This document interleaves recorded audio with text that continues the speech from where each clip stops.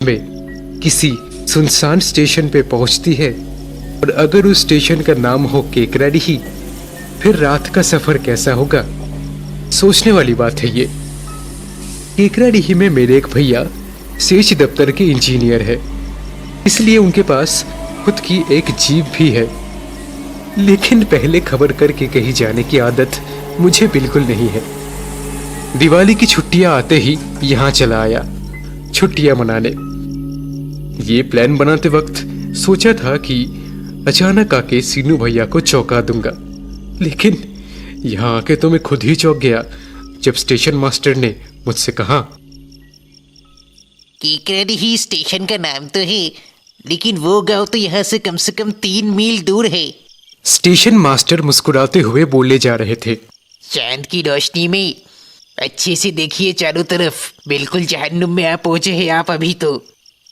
चारों तरफ कोई घर दिखाई नहीं दे रहा था, बल्कि कुछ अंधेरे से ढके हुए पेड़ दिखाई दे रहे थे। मैंने अंदाजा लगाया एक बड़े से मैदान के ठीक बीचों बीच ये स्टेशन होगा। मैंने बोला, फिर तो मैं काम से गया समझू। हाँ बिल्कुल सही। स्टेशन मास्टर ने गंभीरता से कहा, वैसे सिर्फ आप ही नहीं, ये भी काम से गया। क्यों, आपको क्या हुआ? क्या हुआ और होना क्या है, क्वार्टर में जाके थोड़ा सो लूं ये भी मुश्किल है। जीना हराम कर दिया, इसीलिए रात को स्टेशन में सोता हूँ। जीना हराम करेंगे? कौन?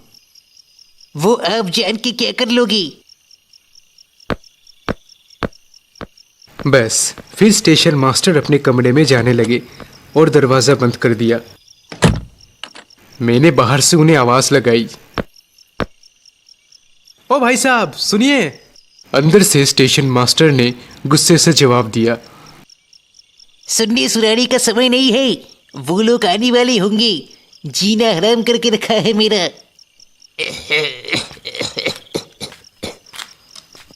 इतनी देर में एक बूढ़ा आदमी आते दिखाई दिया, खांसते हुए। उसके हाथ में एक रेल की बत्ती थी। ये जरूर रेल में काम करने वाला ही कोई होगा। बत्ती को नीचे रख के वहां रखे एक सूटकेस के ऊपर वो आराम से सो गया।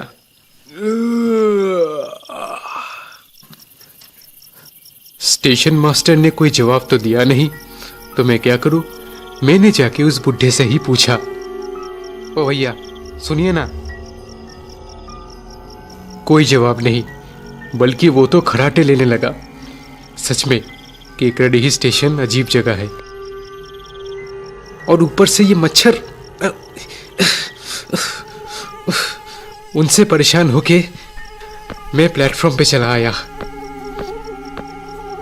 लेकिन यहां भी मच्छर भरे पड़े थे। फिर गुस्से से आग बबूला होके मैंने ठान लिया कि बाकी का रास्ता पैदल ही निकल जाऊंगा। चांदनी रात है, गुनगुनाते हुए। स्टेशन से बाहर निकलते ही मुझे कच्चा रास्ता मिल गया, और वहां पे बस एक ही आदमी खड़ा था। मेरी आवाज सुन के मेरी तरफ घुमा वो। कौन? मैंने बोला, मैं मुंबई से आ रहा हूँ। मेरे एक भैया यहीं पे रहते हैं, यहीं पे काम करते हैं वो। लेकिन स्टेशन पे आने के बाद बिल्कुल फंस गया हूँ मैं अभी। समझा, मेरा भी यही हाल है। मैं भी मुंबई से ही आ रहा हूँ। मैं तो खुश हो गया, फिर बोला, फिर चलिए ना एक साथ बातें करते हुए पहुंच जाएंगे। चलने की जरूरत नहीं है। इतना बोल के वो हंसने लगे। थोड़ा इंतजार कीजिए, अब्दुल मियाँ की सवारी आती ही होगी। मैंने और खुशी से कहा, अरे ये तो बहुत अच्छी बात है। हाँ अच्छा तो है, मगर पूरी तरह से अच्छा नहीं है। लेकिन क्यों? अब्दुल मियाँ अपनी सवारी में मुर्दों को ठिकाने लगाता है। उससे क्या, हमारे साथ तो एक गाड़ी में कोई मुर्दा नहीं होगा ना। क्या पता। फिर उन्होंने कहा, मान लीजिए आप भी तो जाएंगे मेरे साथ। आप एक मुर्दा नहीं है, इस बात की क्या गारंटी? यह सचमुच एक बहुत मजाकिया आदमी है। मैंने हंसते हुए कहा, उसकी गारंटी मैं लेता हूं।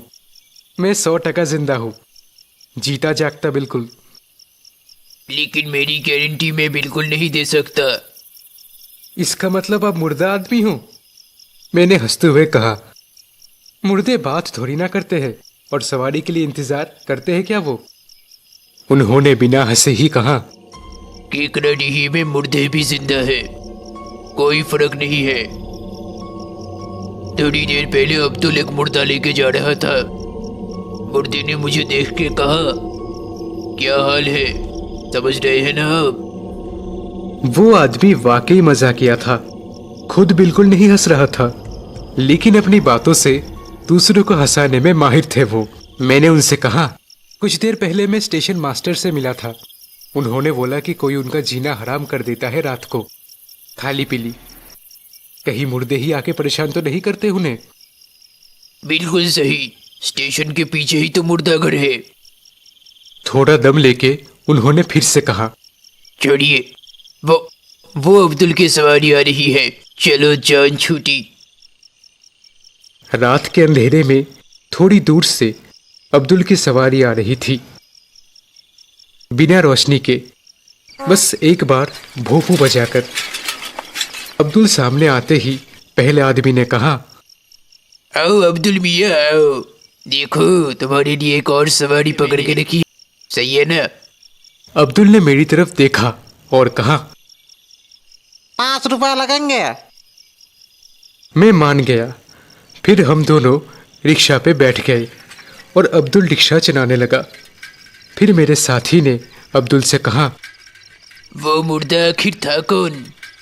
अरे रायपुर का मुकेश बहुत बीमार था, हालत खराब है सिंह साहब, देखना कोई ना कोई मरेगा रोज।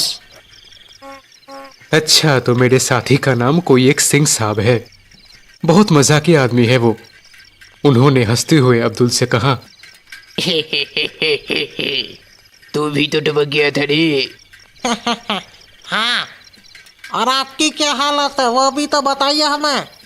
अब मैं क्या बताऊं, दामाद मेडिकल का डॉक्टर है, बहुत कोशिश की मगर काम नहीं बना। नसीब अपना अपना सिंह साहब। मुझे कुछ समझ नहीं आ रहा था तो मैंने पूछा, क्या हुआ था आपको? और होना क्या है, बुखार से गया। और आपको क्या हुआ था? मैंने हैरानी से बोला, मुझे क्या होना है? अरे कुछ नहीं हुआ तो इतनी कम उम्र में कैसे टपक गए? टपक कौन टपक गया? मेरे जवाब से सिंह साहब अजीब तरीके से हंसने लगे। ओ अब्दुल मियाँ, सुन रहे हो, लुका छुपी खेलना। अभी टपके हैं ना, इसलिए शर्मा रहे हैं, बाद में सब ठीक हो जाएगा। मैंने कुछ बिना समझे ही बोला, आखिर मामला है क्या? जरा साफ साफ मुझे भी तो बताओ कोई। लेकिन वो दोनों बस हंसे जा रहे थे।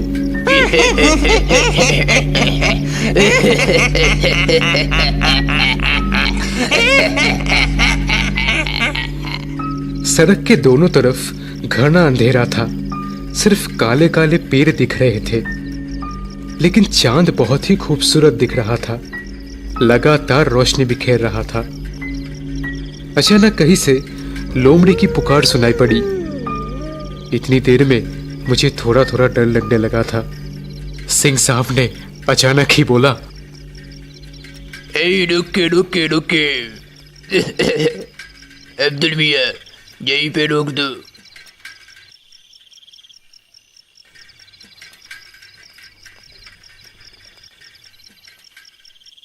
अब्दुल ने रिक्शा रोक के कहा, यहाँ पे क्यों? सिंह साहब ने उतरते हुए जवाब दिया, ये पीपल का पेड़ देख रहा है, ये मुझे बहुत पसंद है, अपना डेरा यहीं पे लगाऊंगा। मगर उस दिन आपने बोला था कि रामनिहार के जंगल में आपको पेड़ पसंद आया। नहीं रे, छोड़। सिंह जी ने नरमी से बोला, उस पेड़ में कमीने उल्लू भी रहते हैं, पूरी रात पैव पैव पैव करके चिल्लाते रहते हैं, लेकिन ये पीपल का पेड़। ठीक उसी वक्त सड़क के पास वाले पीपल के पेड़ से कोई बहुत जोर से चिल्लाया, यहाँ नहीं, कहीं और जाओ, कहीं और जाओ, चले जाओ, चले जाओ। सिंह साहब गरज उठे। कौन है रे? हाँ? आओ मैं। ये मेरा पसंद किया हुआ पेड़ है, पता भी है। आता हूँ मैं, रुक। फिर वो पीपल की पेड़ की तरफ दौड़ कर गए। फिर जबरदस्त झगड़ा और मार पिटाई शुरू। छोड़ दे, छोड़ दे। पेड़ की टहनियां हिलने लगी लगातार। अरे अरे अरे छोड़ दे, अरे छोड़ दे, अरे अरे अरे बाप रे, अरे बचाओ, अरे जा रे, अरे छोड़ दे, अरे छोड़ दे। और इन सब के बीच में ही अब्दुल ने अपना रिक्शा चला दिया। थोड़ी दूर आके उसने कहा, मरने दीजिए उन्हें। चलिए आपको राम निहार के जंगल में एक अच्छा सा पेड़ दिला देते हैं, आराम से रहिएगा। चांदनी रात में पैर लटका के गाना गाइएगा, टोकने वाला कोई नहीं। अब तक पूरी बात मेरी समझ में आ गई थी, लेकिन अब करूँ तो क्या। अब्दुल मियाँ की सवारी अब दौड़ने लगी थी। थोड़ी देर बाद मैंने अब्दुल को बुलाया। अब्दुल मियाँ। बोलिए साहब। अब सुनो अब्दुल मियाँ, तुम लोगों को बहुत बड़ी गलतफहमी हुई है। मतलब कौन सी गलतफहमी?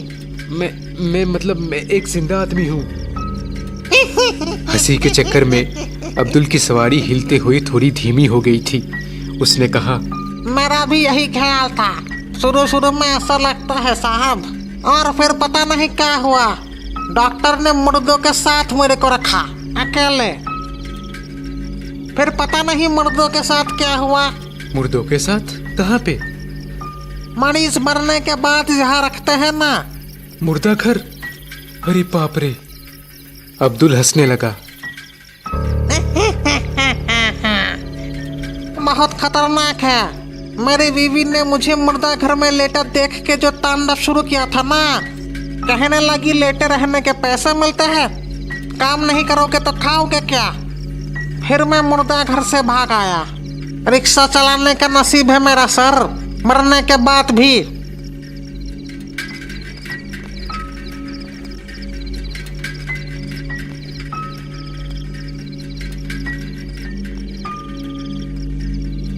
अब्दुल, मुझे यहीं पे उतार दो।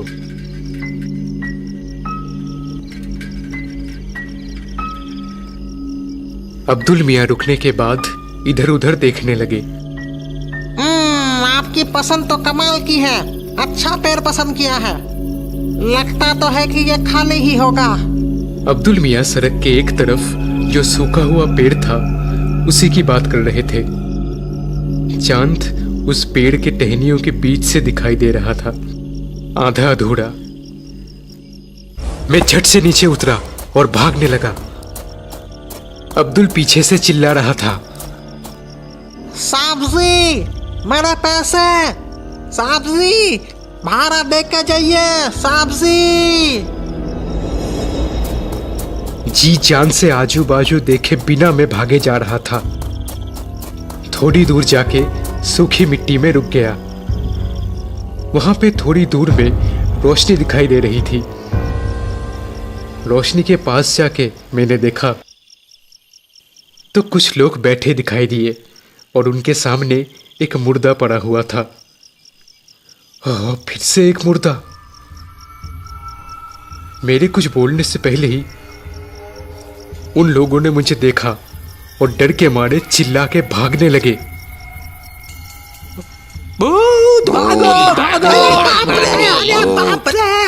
मैं सोच ही रहा था कि क्या हुआ, लेकिन तभी अचानक वो मुर्दा धीरे धीरे उठने लगा। फिर एक उबासी लेके डरावनी आवाज में वो बोला, भैया एक सिगरेट है क्या?